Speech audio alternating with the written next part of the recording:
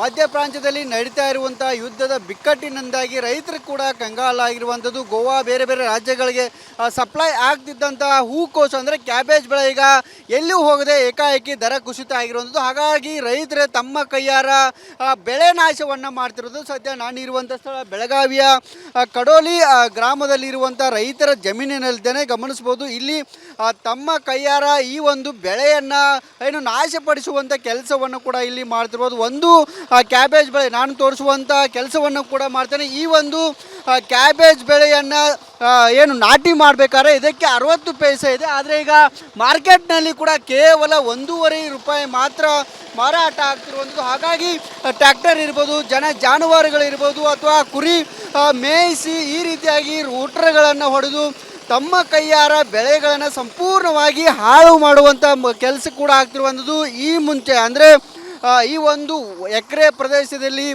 Cabbage ಬೆಳೆಯನ್ನು ಬೆಳೆಯಬೇಕಾದ್ರೆ ಸುಮಾರು 50ರಿಂದ 60 ರೂಪಾಯಿ ಖರ್ಚಾಗತ್ತೆ. ಆದರೆ ಈಗ ಹಾಕಿದಂಥ ಬಂಡವಾಳ ಕೂಡ ಬರದಂಥ ಪರಿಸ್ಥಿತಿ ಕೂಡ ನಿರ್ಮಾಣ ಆಗಿರುವಂಥದ್ದು. ಹಾಗಾಗಿ ಇರಾನ್ ಇಸ್ರೇಲ್ ಏನು ಮಧ್ಯೆ ನಡೀತಾ ಇರುವಂಥ ಯುದ್ಧದ ಎಫೆಕ್ಟ್ ಇದು ರೈತ ವರ್ಗವನ್ನು ಕೂಡ ಕಂಗಾಲು ಮಾಡಿರುವಂಥದ್ದು. ಸಂಪೂರ್ಣವಾಗಿ ಬೆಳೆ ಹಾನಿ ಮಾಡುವಂಥ ಕೆಲಸವನ್ನು ಕೂಡ ತಮ್ಮ ಕೈಯಾರ ತಾವೇ ಕೂಡ ನಾಶ ಮಾಡ್ತಿರುವಂಥದ್ದು. ಗುಡ್ಡೆ ಹಾಕುವಂಥ ಕೆಲಸ ಕೂಡ ಆಗ್ತಿರುವಂಥದ್ದು. ರೈತರು ಇಲ್ಲಿ ಕಣ್ಣೀರು ಹಾಕುವಂಥ ಪರಿಸ್ಥಿತಿ ಕೂಡ ನಿರ್ಮಾಣ ಆಗಿರುವಂಥದ್ದು. ಪ್ರತಿಯೊಂದು ಮಳೆ ಆದರೂ ಸಮಸ್ಯೆ, ಮಳೆ ಆಗದಿದ್ರೂ ಸಮಸ್ಯೆ, ಜೊತೆಗೆ ಈ ರೀತಿಯಾದಂಥ ಏನಾದರೂ ಸಮಸ್ಯೆ, ಯುದ್ಧದ ಬಿಕ್ಕಟ್ಟಿರ್ಬೋದು, ಬೇರೆ ಬೇರೆ ಸಮಸ್ಯೆಯಿಂದ ಕೂಡ ರೈತರು ನಿರಂತರವಾಗಿ ಕಂಗಾಲು ಕೂಡ ಆಗ್ತಿರುವಂಥದ್ದು. ಹಾಗಾಗಿ ಏನು ಈ ರೀತಿಯಾಗಿ ನಾಶ ಆಗ್ತಾ ಇದೆ. ಈ ರೀತಿಯಾದಂಥ ನಾಶದಿಂದಾಗಿ ರೈತ ವರ್ಗ ಸಂಪೂರ್ಣವಾಗಿ ಬಡವಾಗ್ತಿರುವಂಥದ್ದು, ಸಾಲಗಾರ ಆಗ್ತಾ ಇದ್ದಾರೆ. ಹಾಗಾಗಿ ಆ ಸಾಲಗಾರ ಆಗದಂಗೆ ರಾಜ್ಯ ಸರ್ಕಾರ ಕೂಡ ಇಲ್ಲಿ ಪರಿಹಾರವನ್ನು, ಈ ರೀತಿಯಾದಂಥ ಸಮಸ್ಯೆ ಆದಾಗ ಪರಿಹಾರವನ್ನು ಕೊಡುವಂಥ ಕೆಲಸವನ್ನು ಮಾಡಬೇಕು ಅನ್ನುವಂಥಲ್ಲಿ ರೈತರು ಕೂಡ